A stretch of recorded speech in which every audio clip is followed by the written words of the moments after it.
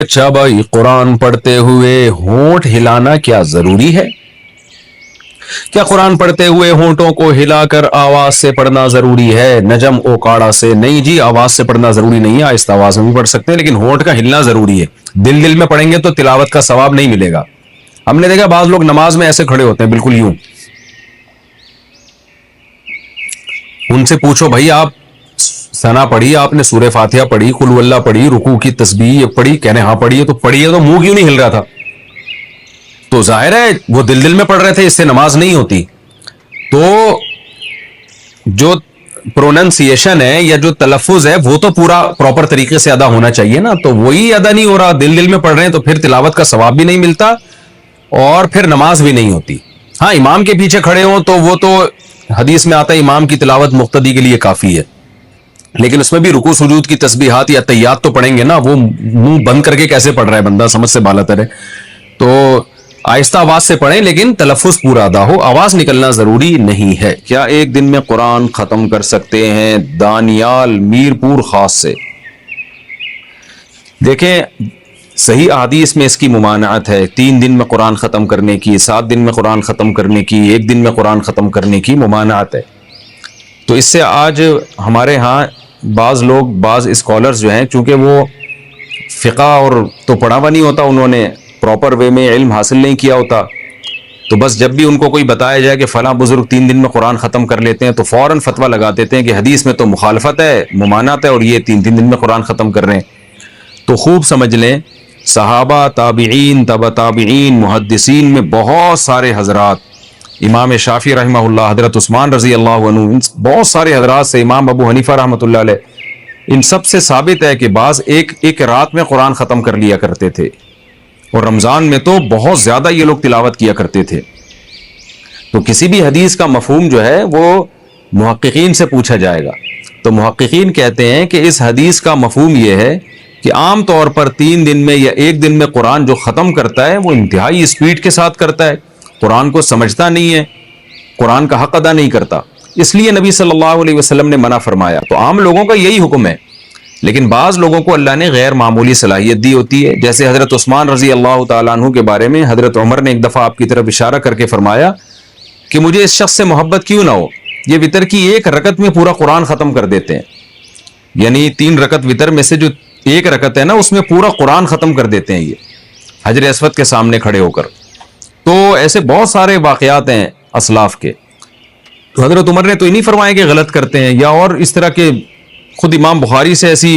ان کی عبادت کی کثرت منقول ہے۔ تو بعض لوگوں کو اللہ تعالیٰ نے غیر معمولی صلاحیت دی ہے، وہ 1 رات میں بھی سمجھ کے قرآن ختم کر لیتے ہیں، وہ 1 دن میں بھی قرآن کو سمجھ کے ختم کر لیتے ہیں، ان کے اندر غیر معمولی صلاحیت ہوتی ہے، تو ان لوگوں کے لیے یہ حدیث نہیں ہے۔ اور بعض لوگوں کے طور پر بطور کرامت کے اللہ تعالیٰ وقت کو لمبا کر دیتے ہیں، ایسے بھی بزرگوں کے بہت واقعات ہیں کہ کرامت کے طور پر اللہ نے ان کے 1 دن کو لمبا کر دیا۔ تو کرامت اللہ کی ایک قدرت ہے، اللہ تعالیٰ کسی کے حق میں بھی کچھ بھی کر سکتے ہیں، تو بہت سارے یہ واقعات مستند ذرائع سے ثابت ہیں، اس لیے عام لوگوں کے لیے تو یہی حکم ہے کہ اتنی اسپیڈ میں نہ پڑھیں، وہ کہ سمجھ ہی نہ آئے کیا کر رہے ہیں، اور پھر دماغ بھی انسان کا خراب ہونے لگتا ہے اس سے، تو عام لوگوں کے لیے یہی حکم ہے۔ لیکن اللہ نے کسی کو غیر معمولی صلاحیت دی ہو، قرآن سے غیر معمولی محبت ہو اس کو، تو پھر اس کے لیے جائز ہے یہ۔ اور بعض دفعہ حافظ قرآن کو قرآن دہرانے کے لیے، یاد کرنے کے لیے بہت زیادہ پڑھنا پڑتا ہے، تو رٹا لگانے کے لیے پڑھنا پڑتا ہے۔ اللہ تعالیٰ میرے والد صاحب کی مغفرت فرمائے، وہ بتایا کرتے تھے کہ جب وہ جہاز پہ ہوتے تھے، پاکستان نیوی میں تھے، وہ کہتے ہیں شپ پہ جب ہم ہوتے تھے سفر میں، تو میں بعض دفعہ فارغ ہوتا تھا تو روزانہ 1 قرآن میں ختم کرتا تھا، اور 30 دن تک انہوں نے 30 قرآن پھر ختم کیے اس طریقے سے۔ تو اگر کسی کے اندر صلاحیت ہے اور کسی کو اللہ نے قوت دی ہے، جذبہ دیا ہے، تو اس میں کوئی حرج نہیں ہے، لیکن عام حکم عام لوگوں کے لیے یہی ہے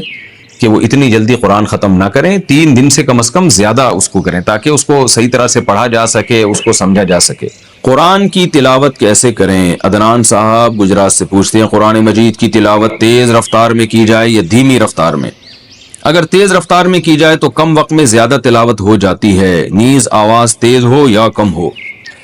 عدنان بھائی، خواتین اگر تلاوت کریں تو ان کو تو دھیمی آواز سے کرنی چاہیے، اونچی آواز سے نہیں کرنی چاہیے۔ مرد اگر تلاوت کرے تو اونچی آواز سے تلاوت کرنی چاہیے، اتنی اونچی نہ ہو کہ لوگ ڈسٹرب ہونا شروع ہو جائیں، گھر کے افراد پریشان ہوں۔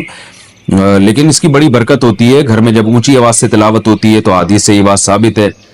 کہ اس سے شیاطین کے اثرات گھر میں ختم ہوتے ہیں، فرشتے اس تلاوت کو سنتے ہیں، اس سے برکتیں ہوتی ہیں۔ اور ویسے بھی ہمیں یاد ہے ہمارے والد صاحب جب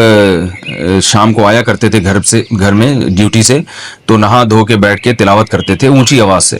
تو گھر میں ایک بڑی برکت سی محسوس ہوتی تھی۔ ان کے انتقال کے بعد وہ تلاوت کی آواز ہمیں نہیں آتی تھی، ایک کمی محسوس ہوتی تھی۔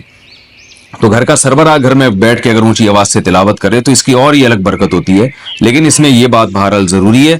کہ گھر کے افراد کو تکلیف نہ ہو، ایسا نہ ہو کوئی بچہ آپ کا پڑھ رہا ہے، اسٹڈی کر رہا ہے، اس کا صبح ایگزام ہے اور آپ اس کو تلاوت سنا رہے ہیں، تو وہ بعض دفعہ پھر پریشانی کا سبب بنتی ہے یہ چیز۔ رہا یہ مسئلہ کہ اسپیڈ میں تلاوت کی جائے یا آہستہ رفتار سے، اسپیڈ میں بھی تلاوت کر سکتے ہیں، اور اگر آپ سمجھتے ہیں اس سے زیادہ تلاوت ہو جائے گی تو تیز رفتاری سے تلاوت کریں، لیکن تیز رفتاری کی ایک حد ہے، اتنی رفتار کے الفاظ سمجھ میں نہ آئے، کوئی سن رہا ہو تو اس کے سمجھ میں ہی نہ آئے کہ آپ کیا کہہ رہے ہیں، یا عالمون تعلمون کے علاوہ کوئی سمجھ میں نہ آ رہا ہو، تو پھر یہ اتنی اسپیڈ جائز نہیں ہے۔ تو رفتار میں بھی تلاوت کی جا سکتی ہے، بلکہ کرنی چاہیے تاکہ زیادہ سے زیادہ تلاوت ہو سکے، اور اس رفتار میں تجوید کے قواعد کا خیال کرنا چاہیے۔ ہاں اگر سمجھ کے قرآن پڑھ رہے ہیں، آپ کو عربی آتی ہے ماشاءاللہ، تو پھر اتنی اسپیڈ ہو کہ آپ کو یہ پتہ بھی چلے کہ آپ یعنی مفہوم کی طرف بھی آپ کی توجہ جائے۔ اتنی زیادہ اسپیڈ کر لینا کہ مفہوم ہی سمجھ میں نہ آ رہا ہو آپ کے، تو بھی غلط ہے۔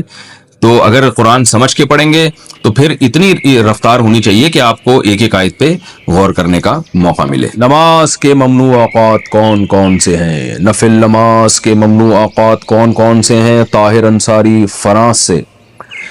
دیکھیں نماز کے جو ممنوع اوقات ہیں، ایک تو یہ ہے کہ سورج کا ذرا سا کنارہ نکل جائے، یعنی جب فجر کی نماز قضا ہوتی ہے نا، جس ٹائم پہ سورج ذرا سا نکل جائے تو اب مکروہ وقت شروع ہو گیا، جب تک کہ وہ ایک نیزے تک نہیں پہنچ جاتا، یعنی اتنا بلند نہ ہو جائے کہ اس کی میں جو ہے نا تھوڑی سی چمک پیدا ہو جائے، جو پاکستان اور ہندوستان میں تقریباً 15 سے 20 منٹ کا ٹائم ہوتا ہے یہ، اور دوسرے ملکوں میں زیادہ بھی ہو سکتا ہے، ناروے میں ہو سکتا ہے بہت ہی زیادہ ہو، لیکن وہاں کے حکام الگ ہیں۔ تو یعنی سورج میں تھوڑی سی تیزی پیدا ہو جائے تو اس وقت پھر آپ نماز پڑھ سکتے ہیں۔ دوسرا مکروہ وقت ہے جب سورج بالکل سر پہ پہنچ جائے، جس کو زوال کا وقت کہتے ہیں، تو یہ تقریباً 10 منٹ کا ہے، یعنی اگر ٹائم لکھا ہے نا زوال کا وقت 12:30 تو سمجھ لیں کہ 12:25 سے 12:35 تک مکروہ وقت ہے، یعنی 5 منٹ پہلے اور 5 منٹ بعد میں۔ اور جب سورج غروب ہونے لگتا ہے تو جب غروب ہونے کے قریب پہنچ جائے گا، یعنی غروب ہونے سے ہندوستان پاکستان میں تقریباً 15 سے 20 منٹ پہلے، جب اس میں کی تیزی میں کمی پیدا ہو جائے، یعنی سورج کی چمک باقی نہ رہے، تو غروب ہونے سے 15-20 منٹ پہلے تک یہ ایسا ہوتا ہے، تو اس وقت بھی مکروہ وقت شروع ہو جاتا ہے، اس وقت بھی کوئی نماز نہیں پڑھ سکتے جب تک سورج مکمل غروب نہ ہو جائے۔ البتہ اس دن کی عصر اگر نہ پڑی ہو تو پھر پڑھیں گے آپ، کیونکہ عصر کا وقت باقی رہتا ہے، اگرچہ مکروہ ہے عصر کو اتنی دیر تک تاخیر کرنا، گناہ ہے۔